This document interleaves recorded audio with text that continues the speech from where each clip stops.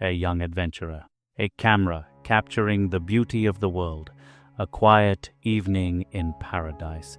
But in the blink of an eye, it all turned into a nightmare. What started as an ordinary night for YouTuber Elliot Eastman ended in blood, gunfire, and a desperate fight for survival. Born and raised in Hinesburg, Vermont, Elliot grew up with an insatiable curiosity about the world. His childhood was filled with maps, books about lost civilizations, and a camera he carried everywhere. While others dreamed of fame or money, Elliot dreamed of discovery. He wasn't interested in five-star hotels or Instagram-worthy tourist spots. He wanted raw, unfiltered stories of forgotten cultures, unseen struggles, and places that no one else dared to explore. Elliot's travels eventually led him to the Philippines in 2023, where he visited Cebuco, Zamboanga del Norte, a small remote coastal town.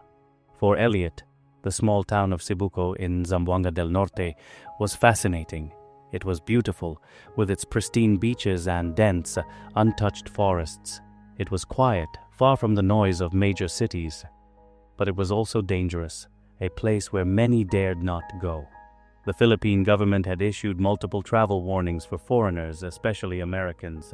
Cebuco wasn't just another rural fishing village. It was a stronghold for kidnappers, smugglers, and terrorist groups. The region had long been a hotspot for kidnappings, with foreigners often being taken for ransom. The Abu Sayyaf group, a known terrorist organization, had a history of executing captives. Cebuco's remote jungles and hidden coastlines made it an easy place to disappear, permanently. During this visit, Elliot met Carisha Jala, a woman from the Tausug Muslim community. Tausug culture is strict, especially when it comes to marriage. Outsiders are rarely accepted. Marrying a non-Muslim Westerner was not just unusual, it was controversial. But love knows no boundaries, and in July 2023, they were married. Elliot returned briefly to the U.S. for work, but in May 2024, he made a bold decision. He moved back to the Philippines permanently to build a life with Carisha. They rented a modest apartment, just 3,000 pesos a month, about $150. To support themselves, Elliot opened a small grocery shop, a simple business near their home. So this is it, yeah. It's my business. Eager to embrace his new life, he documented his daily experiences in Cebuco on his YouTube channel. He shared his life openly on YouTube, showing every aspect of his personal and financial situation. It made him a visible target to those who might see his presence as an opportunity or a threat. His unfiltered approach occasionally clashed with local values. Some viewed his shirtless close-up videos as inappropriate, especially in a predominantly Muslim community where modesty is highly valued.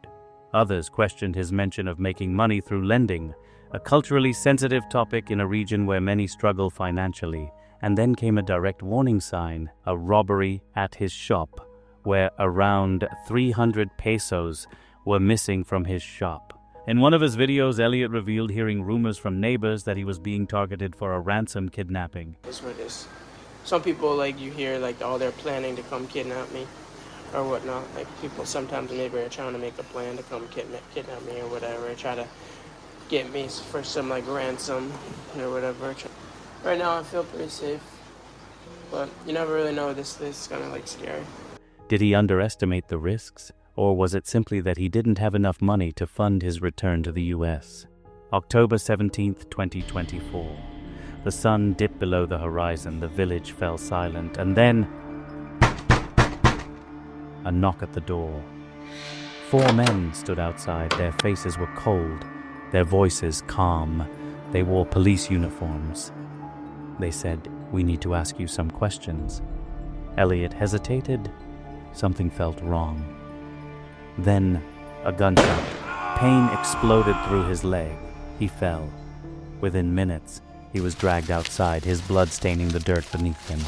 He was shoved onto a speedboat, and the engine roared as it disappeared into the Black Sea. And just like that, he was gone. Reports surfaced that Elliot had been executed within hours of his abduction. and his body thrown into the sea. No remains, no proof, no closure. The man who spent his life chasing stories became one himself. Was Elliot a victim of wrong place, wrong time, or was he a target from the very beginning? Let us know your thoughts in the comments. And if you want more deep dive mysteries, hit the like button, subscribe, and turn on notifications.